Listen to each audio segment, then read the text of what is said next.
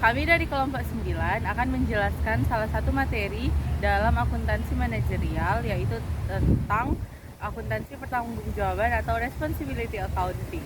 Sebelum masuk ke materinya, izinkan kami memperkenalkan diri. Perkenalkan, saya Sri Alfania Aulia Polem dan rekan-rekan saya. Saya Talita Zaraini Dalemunte. Dan saya Syafira Madani Asma Sirait. Ikuti terus videonya ya. Dadah. Materi yang pertama yaitu pusat-pusat pertanggungjawaban. Akuntansi pertanggungjawaban atau responsibility accounting adalah sistem pengendalian manajemen yang menghubungkan anggaran, biaya atau pendapatan, dan pihak yang bertanggung jawab yaitu manajer atau unit. Sistem ini menyusun unit organisasi menjadi pusat-pusat pertanggungjawaban untuk memudahkan perencanaan, pengawasan, evaluasi kinerja, dan memotivasi pelaku organisasi. Yang pertama yaitu akuntansi pertanggungjawaban dan motivasi. Akuntansi pertanggungjawaban tidak hanya berfungsi sebagai alat pencatatan biaya, tetapi juga sebagai mekanisme yang mendorong motivasi manajer. Evaluasi kinerja dilakukan dengan membandingkan anggaran dan realisasi, sehingga manajer terdorong mencapai target yang telah ditetapkan. Hubungan antara pencapaian kinerja dengan penghargaan sebagai bonus atau promosi juga meningkatkan komitmen manajer dalam bekerja secara efisien dan efektif. Selain itu, sistem ini menekankan penyusunan anggaran secara partisipatif, di mana manajer dilibatkan dalam menentukan target mereka sendiri. Keterlibatan ini membangun rasa kepemilikan dan tanggung jawab terhadap anggaran, sehingga motivasi untuk mencapai kinerja yang lebih baik semakin kuat. Yang kedua yaitu pusat pertanggungjawaban sebagai alat perencanaan dan pengendalian. Pusat pertanggungjawaban digunakan untuk menerjemahkan struktur organisasi ke dalam unit-unit pengendalian yang jelas. Setiap unit berperan dalam perencanaan dan pengawasan aktivitas operasionalnya sendiri. Dengan pembagian ini, perusahaan dapat menelusuri setiap biaya atau pendapatan kepada pihak yang bertanggung jawab. Dalam perencanaan, pusat pertanggungjawaban menyusun anggaran yang menjadi pedoman operasional. Dalam pengendalian, anggaran berfungsi sebagai standar pembanding antara rencana dan realisasi. Ketika terjadi penyimpangan, manajemen dapat melakukan analisis serta tindakan korektif. Sistem ini memperkuat akuntabilitas dan mempermudah proses evaluasi kinerja. Yang ketiga yaitu manajer pusat pertanggungjawaban.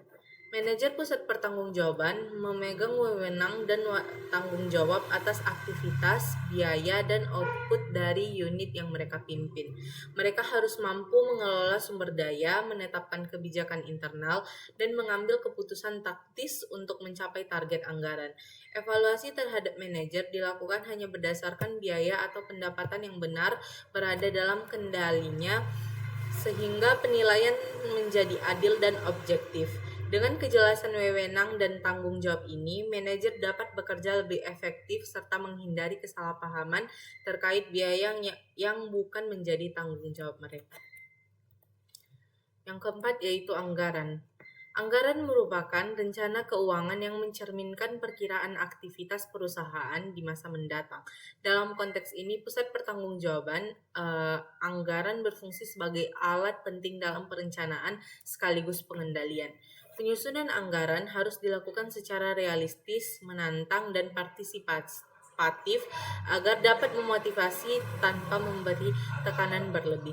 Proses dimulai dari usulan unit bawah, kemudian dikonsolidasikan dan disetujui oleh manajemen senior. Setelah disahkan, anggaran berperan sebagai pedoman operasional dan pembanding terhadap hasil aktual. Jika terdapat penyimpangan, perusahaan dapat melakukan analisis dan tindakan perbaikan. Yang kelima yaitu anggaran sebagai alat penilaian kinerja. Sebagai alat penilaian kinerja, anggaran membantu perusahaan mengendalikan aktivitas operasional selama periode berjalan. Namun efektivitasnya sangat bergantung pada perhatian terhadap aspek perilaku. Jika diabaikan, anggaran dapat menimbulkan demotivasi atau hanya menjadi formalitas. Ada 3 aspek perilaku yang penting diperhatikan. Pertama yaitu partisipasi dalam penganggaran untuk meningkatkan motivasi dan mengurangi budget slack. Kedua yaitu penetapan target yang menantang namun tetap dapat dicapai. Dan ketiga, keterlibatan manajemen senior dalam memberikan arahan serta umpan balik. Ketiga aspek ini membantu memastikan anggaran berfungsi sebagai alat evaluasi yang efektif. Yang keenam yaitu laporan pertanggungjawaban. Laporan pertanggungjawaban merupakan laporan yang disusun oleh setiap pusat pertanggungjawaban secara periodik untuk membandingkan biaya yang dianggarkan dengan biaya sesungguhnya. Laporan ini hanya mencakup biaya yang benar-benar berada dalam kendali manajer agar penilaian kinerja menjadi objektif dan adil. Penyusunan dilakukan secara berjenjang, dimulai dari unit paling bawah hingga ke tingkat manajemen yang lebih tinggi. Dengan setiap laporan pada tingkat atas merupakan gabungan dari laporan unit-unit yang ada di bawahnya. Melalui laporan ini, manajemen dapat menilai efektivitas pengendalian biaya, mendeteksi penyimpangan, serta mengambil tindakan korektif yang diperlukan. Laporan pertanggungjawaban juga memberikan kejelasan mengenai tanggung jawab masing-masing manajer, sehingga memperkuat akuntabilitas dalam organisasi. Pusat biaya, pusat pendapatan, pusat laba, dan pusat investasi. Pusat biaya atau cost center adalah unit yang mempertanggungjawabkan kinerja diukur berdasarkan kemampuan mengendalikan biaya yang dikeluarkan tanpa memperhitungkan pendapatan. Fokus utama pusat biaya adalah bagaimana menggunakan sumber daya secara efisien yang menghasilkan output sesuai standar. Pusat biaya dibagi menjadi dua jenis, yaitu pusat biaya teknis yang biayanya dapat diukur secara akurat secara departemen produksi, serta pusat biaya kebijakan yang biayanya ditentukan berdasarkan keputusan manajemen seperti Departemen SDM, Akuntansi, atau Hukum. Karena hanya berfokus pada biaya, penilaian kinerja biaya lebih menekankan efektivitas dan efisien penggunaan anggaran. Yang kedua yaitu pusat pendapatan atau revenue center. Pusat pendapatan adalah unit yang bertanggung jawab atas pencapaian pendapatan atau penjualan tanpa menilai besarnya biaya yang dikeluarkan. Manajer pusat pendapatan dievaluasi berdasarkan kemampuan mencapai target penjualan dan strategi pemasaran yang efektif. Unit ini tidak menanggung biaya produksi atau biaya administratif lainnya, sehingga fokus utamanya adalah meningkatkan volume dan nilai penjualan. Contohnya adalah departemen penjualan atau marketing. Dengan pemisahan ini, perusahaan dapat dengan mudah menilai sejauh mana efektivitas tim penjualan dalam menghasilkan pendapatan. Pusat laba atau profit center. Pusat laba adalah unit pertanggungjawaban yang menandingkan pendapatan dengan biaya sehingga menghasilkan laba. Manajer pusat laba bertanggung jawab tidak hanya atas pendapatan yang dihasilkan, tetapi juga biaya yang dikeluarkan untuk mencapainya. Oleh karena itu, penilaian kinerja pusat laba mencerminkan kemampuan unit dalam memaksimalkan keuntungan. Unit bisnis atau divisi dalam perusahaan sering ditetapkan sebagai pusat laba, misalnya SBU atau Strategic Business Unit. Pusat laba memberikan gambaran lebih lengkap tentang efektivitas operasi karena mempertimbangkan baik sisi pendapatan maupun biaya. Yang keempat yaitu pusat investasi atau investment center. Pusat investasi merupakan unit pertanggungjawaban yang kinerjanya dinilai berdasarkan laba yang dihasilkan sekaligus efisiensi penggunaan aset atau investasi yang dikelola. Tidak hanya memperhitungkan pendapatan dan biaya, pusat investasi juga mengevaluasi bagaimana aset perusahaan digunakan untuk menghasilkan laba yang optimal. Ukuran untuk bisa digunakan sebagai return on investment atau ROI dan residual income atau RI. Karena lingkup tanggung jawabnya lebih luas, manajer pusat investasi memiliki wewenang besar dalam pengelolaan aset dan keputusan strategis yang memengaruhi kinerja keuangan unit secara keseluruhan. Yang kedelapan yaitu pengendalian biaya pusat pertanggungjawaban. Biaya terkendali atau controllable cost adalah biaya yang dipengaruhi, diatur, dan dikendalikan oleh manajer pusat pertanggungjawaban. Artinya keputusan dan kebijakan manajer memiliki dampak langsung terhadap besar kecilnya biaya tersebut. Contoh yang paling umum adalah penggunaan bahan baku di departemen produksi atau kecilnya biaya tersebut. Contoh paling umum adalah penggunaan bahan baku di departemen produksi atau biaya promosi pada departemen pemasaran. Karena biaya terkendali merupakan hasil dari tindakan manajer, maka biaya ini digunakan sebagai dasar utama dalam pencapaian kerja. Dengan fokus pada biaya yang benar berada dalam kendali manajer, Perusahaan dapat membuat sistem evaluasi yang lebih adil dan akurat serta meningkatkan efektivitas pengendalian biaya dalam setiap unit. Yang kedua yaitu biaya tidak terkendali atau uncontrollable cost. Biaya tidak terkendali adalah biaya yang tidak dapat dipengaruhi oleh manajer pusat pertanggungjawaban karena penentuannya berada dalam tingkat manajemen yang lebih tinggi. Biaya seperti ini muncul tanpa adanya keputusan langsung dari unit manajer sehingga mereka tidak memiliki kendali atas besarannya. Contohnya adalah biaya penyusutan mesin yang ditetapkan oleh manajemen puncak atau biaya alokasi dari departemen lain. Karena biaya ini tidak berada dalam kendali manajer, maka tidak terkendali tidak boleh digunakan sebagai dasar evaluasi kinerja. Dengan memisahkan biaya yang tidak dapat dikendalikan, perusahaan dapat mencegah penilaian yang tidak adil dan memastikan manajer hanya bertanggung jawab atas biaya yang dapat mereka kendalikan secara langsung. Prosedur penyusunan laporan dalam akuntansi pertanggungjawaban. Prosedur penyusunan laporan pertanggungjawaban dilakukan secara berjenjang dan sistematis mulai dari pusat pertanggungjawaban terendah hingga pimpinan pusat perusahaan. Setiap unit menyusun laporan biaya aktual yang berada dalam kendalinya. Kemudian laporan tersebut dikirim sebagai controller untuk dibandingkan dengan anggarannya. Hasil analisis ini kemudian disampaikan kembali kepada manajer unit kinerja terkait serta diteruskan ke atasan di level yang lebih tinggi untuk keperluan evaluasi kinerja. Prosedur ini membantu memastikan bahwa setiap biaya dapat ditelusuri sebagai pihak yang bertanggung jawab sekaligus menjadi dasar pengawasan dan pengambilan keputusan manajerial. Tahapan yang pertama yaitu penyusunan laporan oleh pusat pertanggungjawaban terendah. Tahap pertama dimulai dari pusat pertanggungjawaban yang paling bawah yaitu misal Departemen Perakitan. Pada tahap ini bagian perakitan menyusun laporan biaya aktual cost yang benar-benar terjadi selama periode anggaran. Biaya yang dilaporkan hanya biaya yang berada di bawah kendali mereka. Laporan ini kemudian disiapkan untuk dikirim ke atasan langsung. Tahap kedua yaitu pemeriksaan. Pada tahap kedua dilakukan analisis terhadap laporan pertanggungjawaban pimpinan Departemen Perakitan. Laporan ini hanya memuat biaya-biaya yang dapat dikendalikan oleh departemen karena biaya tersebut berada sepenuhnya di bawah pengawasan manajernya. Biaya yang dilaporkan dibandingkan realisasi atau aktual dan anggaran atau budgeted sehingga tampak selisihnya. Biaya yang bukan menjadi tanggung jawab langsung seperti penyusutan atau biaya tetap dari manajemen atas tidak dimasukkan dalam laporan karena tidak berada dalam kendali manajer. Tahapan 3 yaitu tingkat pengawas operasi produksi. Pada tahap ketiga, laporan dari Departemen Perakitan dipindahkan dan digabungkan pada laporan pengawasan operasi produksi. Pada level ini, pengawas mengumpulkan seluruh biaya dari departemen yang berada di bawah tanggung jawabnya. Misalnya perakitan, pembuatan alat, dan penyelesaian ditambah biaya yang terkait di bagian pengawasan itu sendiri. Hasil penggabungan ini menjadi laporan pertanggungjawaban tingkat 2. Tahapan 4, tingkat direktur produksi. Pada tahap keempat, laporan dari pengawasan operasi produksi digabungkan dengan laporan bagian lain yang berada di bawah direktur produksi, seperti bagian pemeliharaan dan bagian pengawasan umum produksi. Direktur produksi juga menambahkan biaya yang terjadi pada bagian seninya sendiri.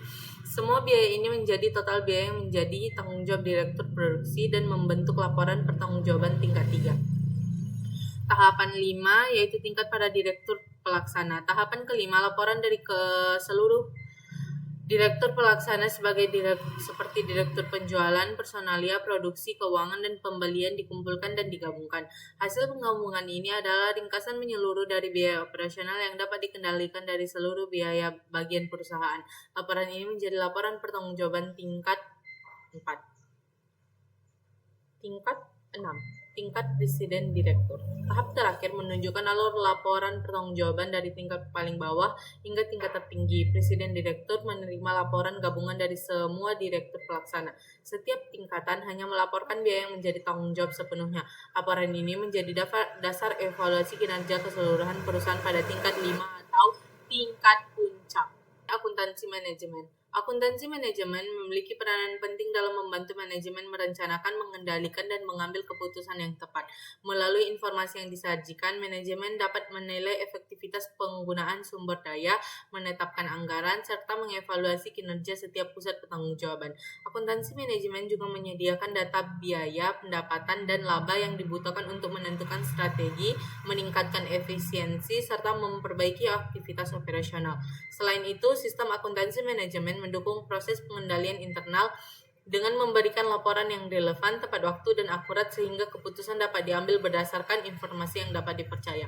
Dengan demikian, akuntansi manajemen menjadi alat penting yang membantu perusahaan mencapai tujuan jangka pendek maupun jangka panjang secara lebih efektif. Sekian dari saya, materi selanjutnya. Baik, materi selanjutnya yaitu pusat laba atau profit center.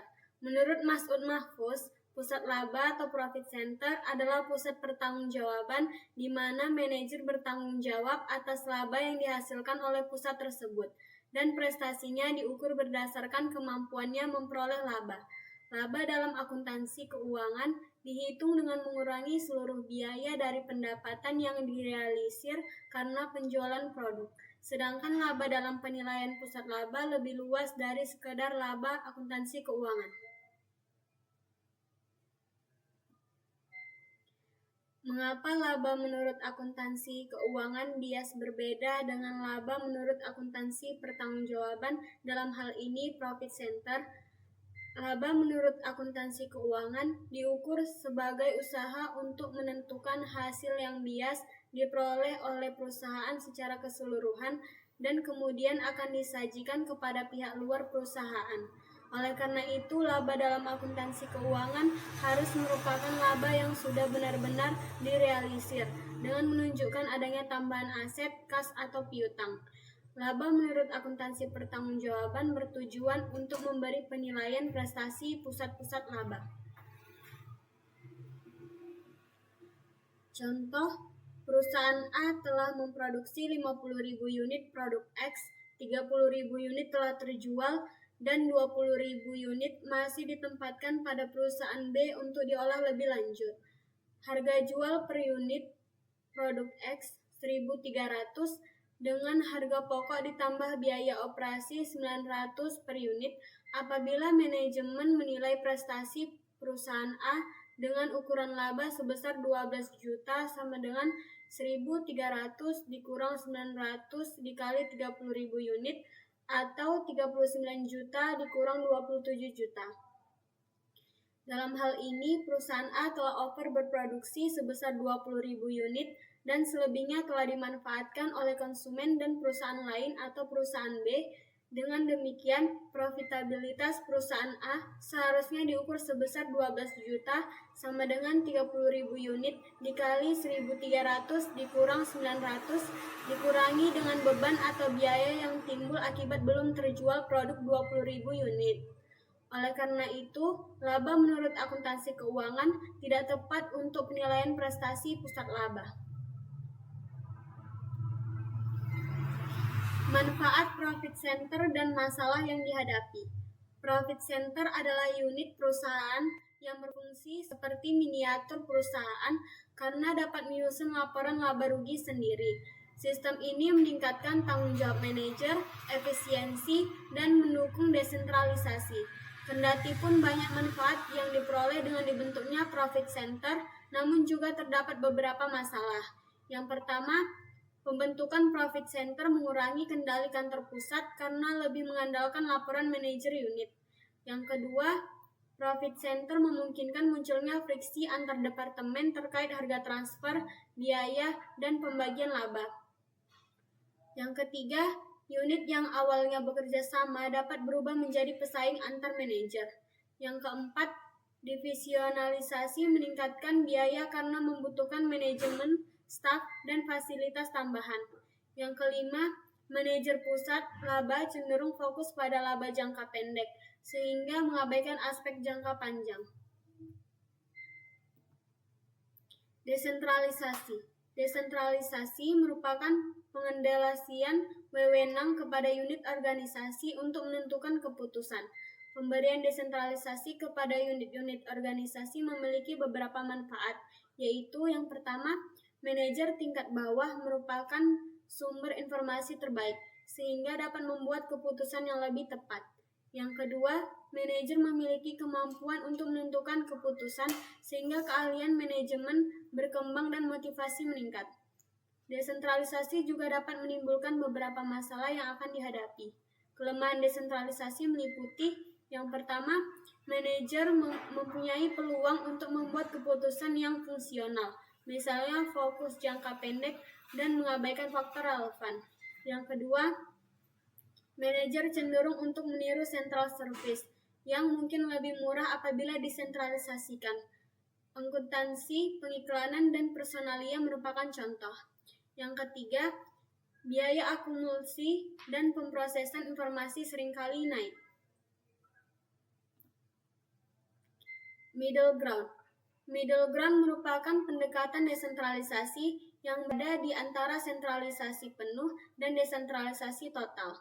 Subunit diberi kewenangan mengambil keputusan dalam batas yang ditetapkan manajemen pusat. Sebelum menerapkannya, perusahaan perlu mempertimbangkan biaya dan manfaat. Setelah wewenang diberikan, manajemen pusat harus menghormati keputusan subunit dan tidak terlalu mencampuri operasional, kecuali dalam kondisi tertentu yang memerlukan intervensi. Arti profit centers. Profit center adalah unit dalam perusahaan yang manajernya bertanggung jawab atas pendapatan dan biaya, sehingga kinerjanya dinilai dari laba yang dihasilkan. Manajer memiliki wewenang mengelola penjualan dan biaya operasional, termasuk menetapkan harga dan strategi peningkatan pendapatan, namun tidak bertanggung jawab atas aset atau investasi. Prestasi profit center diukur dengan membandingkan laba terhadap penjualan untuk menilai efektivitas unit dalam menghasilkan keuntungan.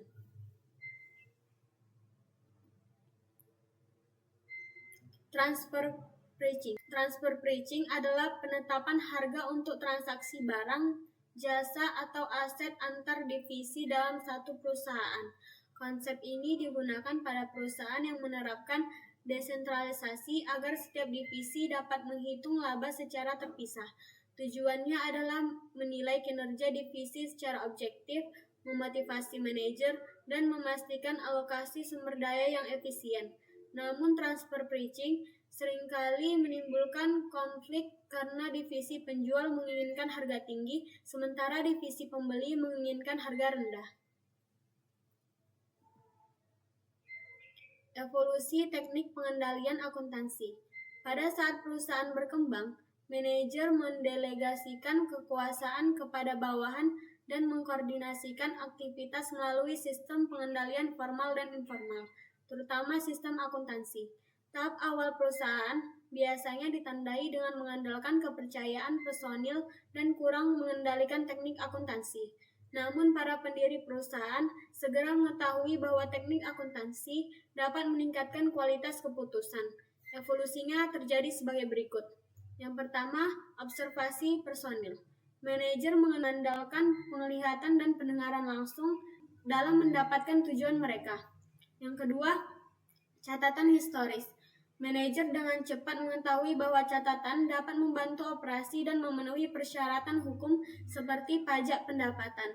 Yang ketiga, anggaran statis.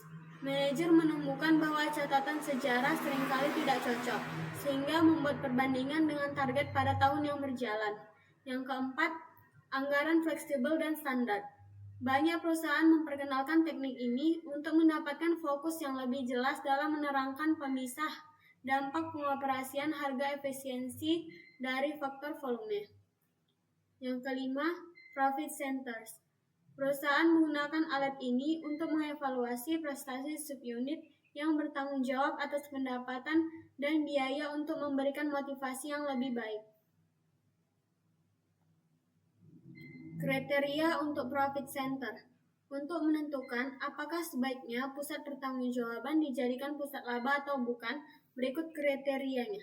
Yang pertama, pencatatan ekstra diperlukan karena output suatu departemen atau divisi menjadi revenue sekaligus cost bagi penerima. Yang kedua, Penanggung jawab pusat harus diberi otoritas lebih luas agar manajemen dapat mengurangi kontrol langsung. Yang ketiga, jika tidak ingin membebankan biaya layanan antar pusat, profit center tidak perlu dibuat.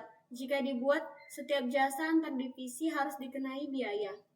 Yang keempat, dengan adanya profit center, manajemen harus siap menghadapi persaingan antar pusat.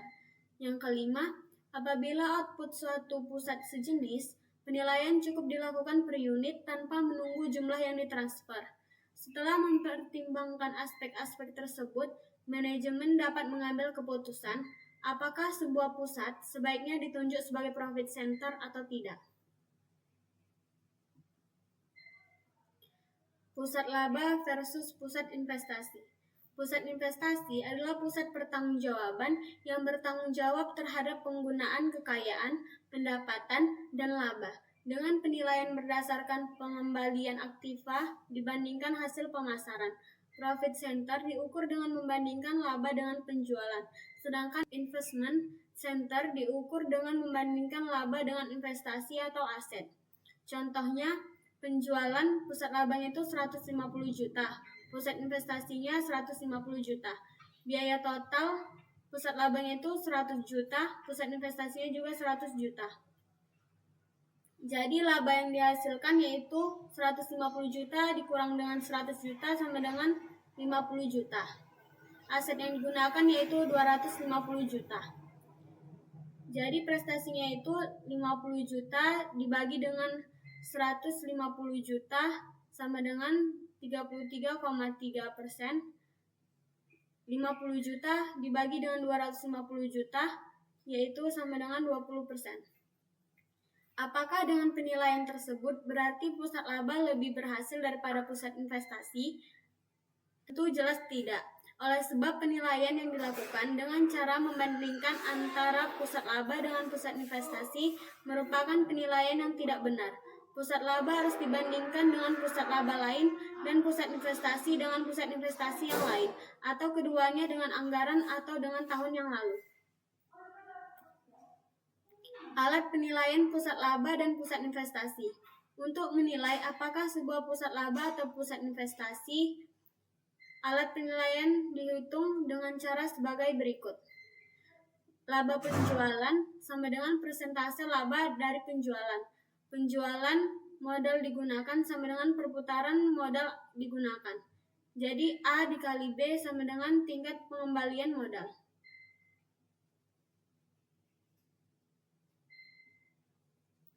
Pengukuran pusat laba atau pusat investasi dapat dilakukan dengan melihat tingkat pengembalian modal atau return on capital employed. Sehingga untuk memperoleh return on capital employed yang sama, misalnya 20%, dapat dicapai dengan persentase laba pada penjualan yang tinggi, dengan perputaran modal rendah atau perputaran modal tinggi, dengan persentase laba dari penjualan rendah sebagai berikut. Persentase laba dari penjualannya itu 5%, perputaran modalnya itu 4%, jadi return on capital employed-nya itu 20%, yaitu didapat dari 5% dikali dengan 4. Begitu juga seterusnya. Jadi pusat laba atau pusat investasi bisa memilih laba dibanding penjualan dan tingkat perputaran modal rendah atau sebaliknya. Contoh penilaian pusat laba. PT Torbis mempunyai 3 divisi otonom yang dinyatakan sebagai pusat laba sekaligus pusat investasi, yaitu divisi 1, 2, 3. Ketiga divisi tersebut memproduksi mesin penggiling jagung dengan jenis yang berbeda. Akuntan manajemen menilai ketiga divisi tersebut dengan 2 tolak ukur, yaitu pelaksanaan tahun sebelumnya dan dengan antar divisi. Tahun 2011, semua divisi telah ditambah investasinya sehingga apabila dibandingkan tampak sebagai berikut.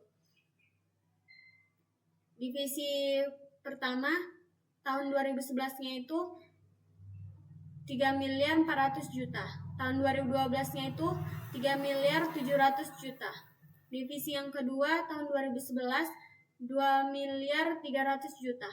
Tahun 2012 6.700 juta. Divisi ketiga tahun 2011 700.700.000.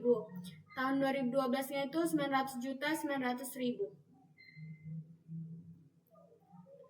Pada pertemuan antara CEO, eksekutif, akuntan, manajemen menunjukkan laporan laba rugi antar divisi untuk periode 2011 sampai 2012. Laporan akuntansi manajemen menunjukkan bahwa divisi 2 penjualannya turun dan divisi 3 kenaikan penjualannya sangat tajam secara total. Akuntan manajemen merekomendasi bahwa divisi 3 merupakan divisi terbaik dan divisi 2 mempunyai penjualan semakin menurun secara persentase, yaitu dari 90% menjadi 87,5%. Oleh sebab itu, sebaiknya manajernya perlu diberikan penyegaran atau pengarahan. Sekarang perhatikan penilaian yang tepat sebagai berikut. Dalam hal ini, akuntan manajemen keliru memberikan penilaian. Mari kita perhatikan dari perhitungan tingkat pengembalian modal, maka divisi 3 merupakan divisi dengan tingkat prestasi terbaik. Sebab dengan laba tersebut ternyata mempunyai tingkat pengembalian modal terbesar dan divisi 2 merupakan divisi yang prestasinya terendah. Oleh karena itu, Return on Capital Employed-nya merupakan metode penilaian yang lebih baik dibandingkan hanya melihat persentase laba dari penjualannya saja, karena kita mengabaikan residual perputaran modalnya itu atau the residual income.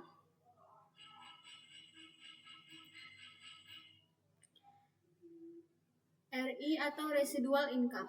Residual income adalah laba bersih yang tersisa setelah dikurangi biaya modal atau imputed interest atas investasi yang digunakan dalam suatu divisi atau pusat pertanggungjawaban.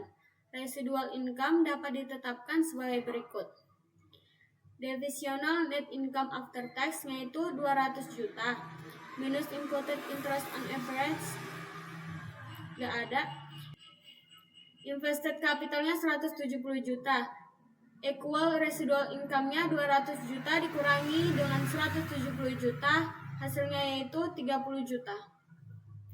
Memperkirakan rata-rata modal yang diinvestasikan dalam average invested capital dalam divisi untuk tahun yang bersangkutan sebesar 200 juta.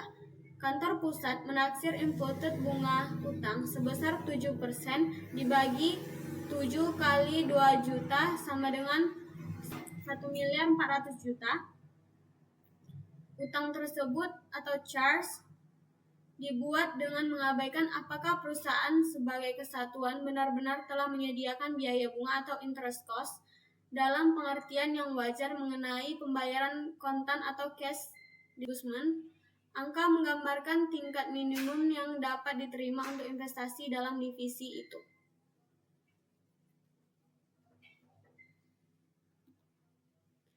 Perbedaan antara manajer investment. Perbedaan antara kinerja manajer divisi dan kinerja divisi investasi harus dinilai dari segi prestasi dalam mengendalikan hal-hal yang dapat dikendalikan, terutama terkait investasi. Jika investasi ditentukan oleh manajemen pusat, maka manajer hanya dinilai atas investasi yang terkendali atau controllable investment. Controllability tergantung pada sejauh mana manajer dapat menentukan ukuran investment base. Peranan utama budget. Management by Objectives atau MBO menjelaskan penyusunan tujuan bersama antara manajer dan atasannya untuk periode mendatang. Perencanaan ini sering berupa responsibility accounting budget dan digunakan untuk menilai prestasi manajer. Penyusunan anggaran yang disepakati bersama akan meningkatkan tanggung jawab, mengurangi keluhan, serta membuat hasil yang lebih baik. Penyesuaian anggaran untuk manajer. Banyak kesulitan efek motivasional pada sistem evaluasi kinerja atau performance evaluation dapat dikurangi dengan kelihayan penggunaan anggaran. Penyesuaian anggaran pada manajer tertentu tidak boleh ditekankan berlebihan. Baik sistem ROI maupun RI cepat meningkatkan kesesuaian tujuan dan usaha manajerial jika top manajemen membuat ketetapan tujuan yang tepat. Sekian presentasi dari saya, dilanjutkan materi selanjutnya. Baiklah, selanjutnya harga transfer. Nah, harga transfer itu adalah harga yang ditetapkan untuk transaksi antar divisi atau unit dalam suatu perusahaan untuk barang, jasa, atau aset. Adapun tujuan dan manfaat harga transfer, yang pertama menilai kinerja divisi secara adil, mendorong perilaku yang selaras dengan tujuan perusahaan, meningkatkan efisiensi dan motivasi manajer divisi, dan mendukung pengambilan keputusan internal. Kemudian, ada beberapa syarat untuk penerapan harga transfer. Yang pertama, manajemen pusat fokus pada kontribusi laba. Kemudian, motivasi divisi untuk mengejar laba itu tinggi. Dan yang terakhir, divisi dengan otonomi desentralisasi. Nah, berikut metode harga transfer ada 4. Kita bahas metode yang pertama, yaitu metode harga transfer berdasarkan harga pokok ditambah laba atau cost plus transfer pricing method. Nah, metode cost plus transfer pricing ini adalah metode penetapan harga transfer produk antar divisi yang didasarkan pada harga pokok produksi ditambah margin laba tertentu. Sisi positifnya yang pertama ada sederhana dan mudah diterapkan, memastikan laba yang wajar untuk divisi yang memproduksi. Ada pula sisi negatifnya, tidak memperhitungkan pasar luar dan bisa menyebabkan ketidakseimbangan laba antar divisi. Nah, untuk contohnya ada PT Dionarios memiliki 2 divisi. Divisi A memproduksi besi batangan dan divisi A ini dapat menjual besi batangan ke pihak luar atau ke divisi B. Sementara divisi B memproduksi pompa air dan divisi B ini dapat membeli bahan baku dari luar perusahaan atau dari divisi A. Harga pokok produksi per unit yang untuk divisi A sebagai berikut. Bahan baku ada senilai 1.200.000, upah langsung 900.000, dan biaya overhead senilai 1.400.000. Nah, biaya produktif per unitnya itu adalah 3.500.000. Nah, apabila divisi A menginginkan margin 13% dari biaya produksinya, maka harga transfer apabila divisi B mengambil bahan-bahan dari divisi A adalah 3.500.000 ditambah 13% dari 3.500.000, yaitu senilai 3.955.000. Nah, jumlah 3.955.000 per unit ini merupakan harga transfer divisi A berdasarkan metode harga pokok ditambah laba atau cost plus transfer pricing. Kemudian yang kedua ada metode harga pasar. Nah, metode harga pasar ini adalah penetapan harga transfer antar divisi dalam perusahaan berdasarkan harga pasar dari produk yang ditransfer. Artinya, harga yang ditetapkan adalah harga yang berlaku di pasar luar, bukan harga yang ditetapkan secara internal. Misalnya, produk divisi A harga pasarnya yaitu 2.700 per unit. Nah, divisi B akan memakai sebesar 2.000 unit. Maka harga transfer produk tersebut adalah 2.000 dikali 2.700 sama dengan 5.400. Nah, ada pula sisi positif dan sisi negatif dari metode harga transfer. Sisi positifnya, pilihan pembelian lebih fleksibel, mengoptimalkan laba divisi, mendorong persaingan sehat. Sementara sisi negatifnya, risiko pengabaian unit internal. Nah, kemudian gangguan pada kelancaran produksi internal. Kemudian ada metode harga transfer kompromi atau negotiated transfer pricing. Nah, metode harga transfer kompromi ini digunakan untuk produk-produk yang harga pasarnya tidak jelas atau sulit ditentukan. Penentuan harga dilakukan melalui kesepakatan bersama antara divisi yang membutuhkan produk dan divisi yang memproduksi produk tersebut. Contoh kasusnya, perusahaan kompresor memiliki 3 divisi. Divisi yang pertama, divisi 1, memproduksi kompresor kapasitas 13 meter kubik, kemudian divisi 2 memproduksi kompresor kapasitas 18 meter kubik, dan divisi 3 memproduksi selang dan baut kompresor. Nah, masalahnya yaitu divisi 2 membutuhkan baut dari divisi 3 untuk produksinya. Namun, baut tersebut sulit ditemukan di pasar bebas atau tidak ada harga pasarnya, sehingga harga transfer tidak bisa ditentukan menggunakan harga pasar. Maka solusi yang bisa diberikan yaitu divisi 2 dan divisi 3 akan bernegosiasi untuk menentukan harga yang disepakati bersama untuk produk tersebut.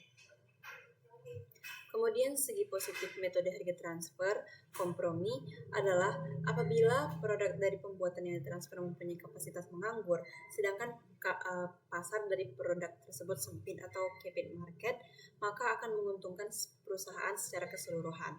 Sementara sisi negatif metode harga transfer kompromi itu apabila barang tersebut sangat dibutuhkan oleh divisi yang akan memakai barang, sedangkan di pasaran bebas jarang terdapat barang tersebut, maka pihak pembuat barang menjadi pihak yang menang dalam kompromi penentuan harga, sedangkan pihak yang membutuhkan akan menerima saja harga barang tersebut. Kemudian yang terakhir adalah metode harga transfer sembarang arbitrase. Nah, metode ini yaitu harga jual produk dari unit satu kepada unit lain dalam satu perusahaan, di mana harga jual dari barang atau produk yang transfer tersebut ditentukan oleh pimpinan perusahaan. Contohnya, perusahaan ABC mempunyai 3 divisi, yaitu divisi A, B, dan C, di mana divisi A memproduksi sepatu, divisi B memproduksi kain kanvas, dan divisi C memproduksi karet sepatu.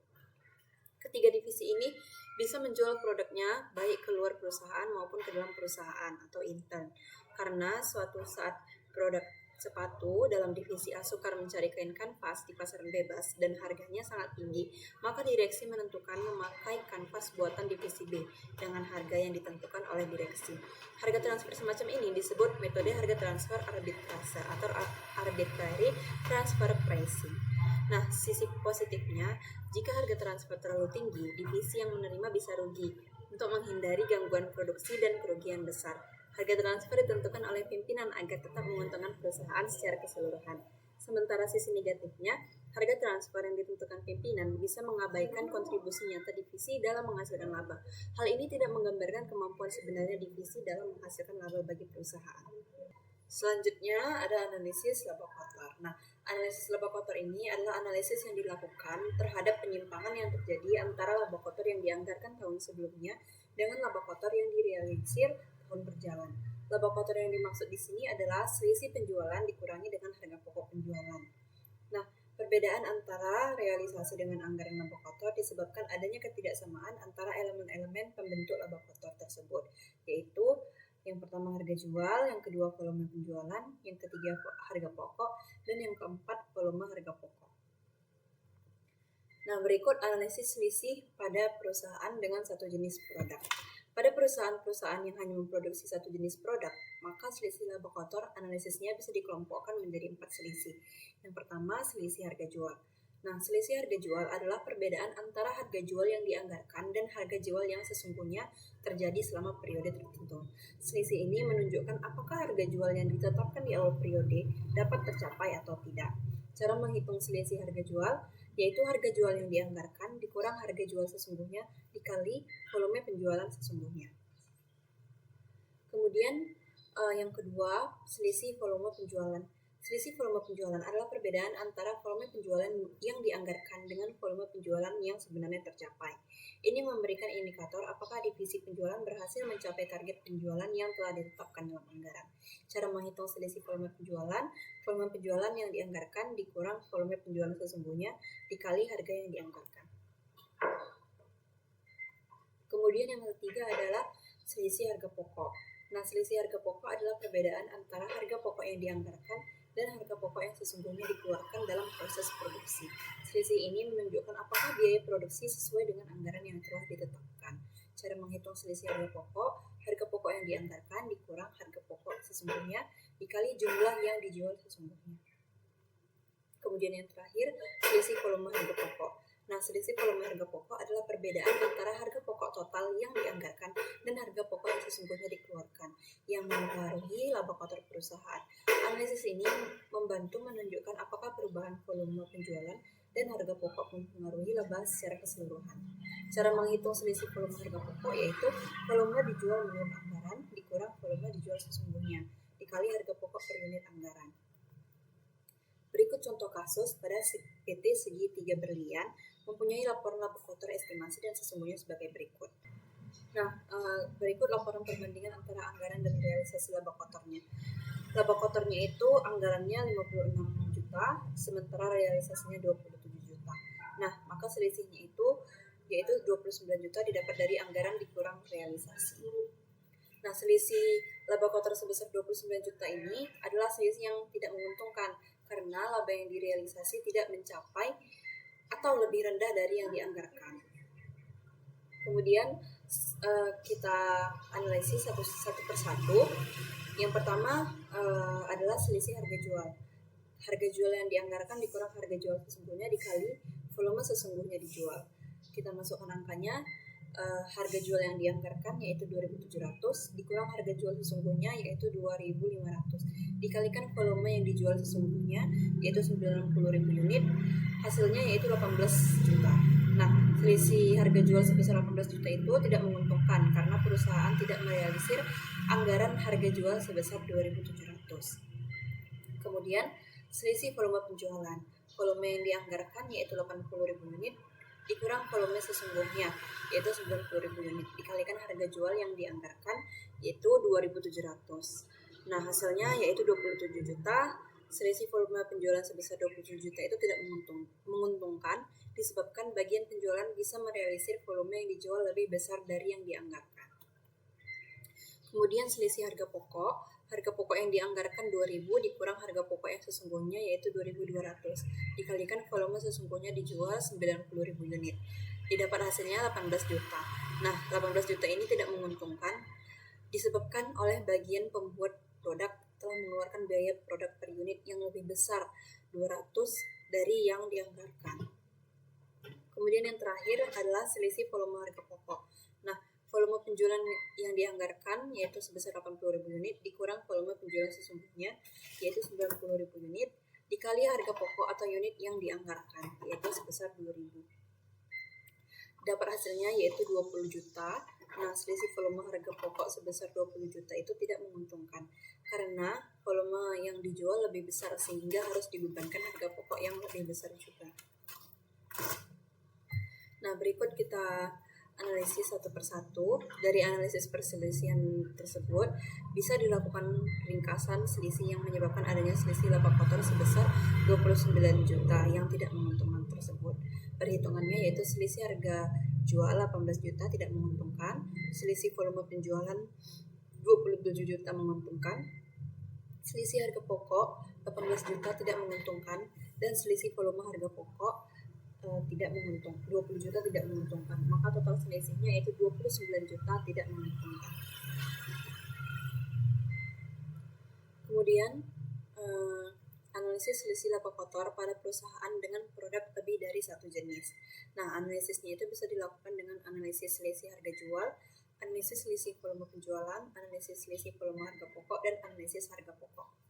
Selisih volume penjualan dan selisih volume harga pokok apabila digabungkan menjadi satu akan menunjukkan selisih volume total dan selanjutnya bisa dianalisis lebih lanjut agar perusahaan mengetahui pengaruh-pengaruh perbedaan volume atas berbagai macam jenis produk dengan analisis selanjutan sebagai berikut. Yang pertama, pengaruh komposisi yang dijual sesungguhnya dengan yang dianggarkan berbeda sehingga menyebabkan laba kotor total berbeda. Selisih ini disebut selisih komposisi.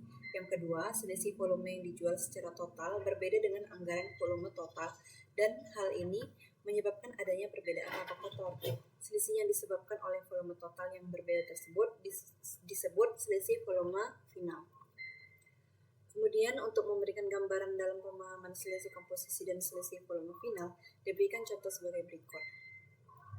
Produk A, B, C masing-masing komposisinya yaitu 750, 1500, dan 450. Maka total komposisinya yaitu 2700. Dengan persenan yaitu 20, masing-masing 26%, 55%, dan 20%. Kemudian penjualannya itu untuk produk A, penjualan per unitnya itu 1100, untuk produk B 900 dan untuk produk C yaitu 1600. Maka totalnya itu total yang dijual yaitu untuk produk A 825.000, kemudian produk B 1.350 dan produk C 720. Maka total yang dijual yaitu 2.895.000. Untuk harga pokoknya masing-masing produk ABC yaitu harga pokok per unitnya 800, 700, dan 450. Maka total harga pokoknya untuk masing-masing produk ABC yaitu 600.000, 1.050.000, dan 382.500. Maka total harga pokoknya yaitu 2.032.500. Untuk laba per unitnya masing-masing produk ABC yaitu 300, 200, dan 750. Sementara laba totalnya itu untuk masing-masing produk ABC yaitu 225.000, 300.000, dan 337.500. Maka didapat total laba untuk produk ABC yaitu 862.500. Nah, pada contoh tersebut laba per unit adalah sebesar 319,5 yaitu didapat dari 862.500 dibagi dengan 2.700 unit, yaitu total komposisinya. Maka didapatlah laba per unitnya itu 319,4. Nah, akan tetapi apabila komposisi berubah, walaupun jumlah unit yang dijual tetap, laba total akan berubah. Misalnya penjualan sesungguhnya sebagai berikut. Untuk produk A, B, C, unit penjualan itu 1.500, 450, 750. Komposisinya itu tetap 270. Nah, maka laba kotor per unitnya itu didapat untuk produk A 300 dikalikan 1.500, yaitu total labanya 450. Sementara untuk produk A 200 dikali 450 maka dapat 90.000. Kemudian yang terakhir untuk produk C 750 dikalikan 750 yaitu totalnya 562.500. Maka total keseluruhan laba untuk produk ABC yaitu 1.102.500. Baiklah, untuk lebih memahami analisis selisih untuk perusahaan dengan produk lebih dari satu jenis, maka diberikan contoh sebagai berikut. Bisa dilihat anggaran dan sesungguhnya untuk produk X, Y, Z, dan perbandingan laba kotor menurut anggaran dan realisasi. Berikut ada penjualan untuk produk X, Y, Z, dan harga pokoknya. Nah, berikut analisisnya. Yang pertama adalah selisih harga jual. Nah, sebagai contoh untuk produk X, yaitu 3.000 dikurang 2.800 dikali 1.400, maka didapat selisihnya itu 280.000, tidak menguntungkan. Begitu juga untuk Y dan Z, untuk mencari selisihnya itu yaitu harga jual yang dianggarkan dikurang dengan harga jual sesungguhnya, kemudian dikalikan volume yang dijual sesungguhnya. Maka didapat total selisih harga jual untuk produk X, Y, Z yaitu 1.410, tidak menguntungkan. Kemudian yang kedua adalah selisih harga pokok. Selisih harga pokok itu didapat dari harga pokok yang dianggarkan dikurang harga pokok sesungguhnya dikalikan dengan penjualan sesungguhnya. Nah, maka didapat selisih harga pokok total untuk produk X, Y, Z yaitu 30.000, tidak menguntungkan. Kemudian yang ketiga adalah selisih volume penjualan. Nah, selisih volume penjualan itu didapat dari penjualan yang dianggarkan dikurang penjualan sesungguhnya dikalikan dengan harga jual yang dianggarkan. Maka didapat selisih volume penjualan yaitu 1.040.000, menguntungkan. Kemudian selisih volume harga pokok.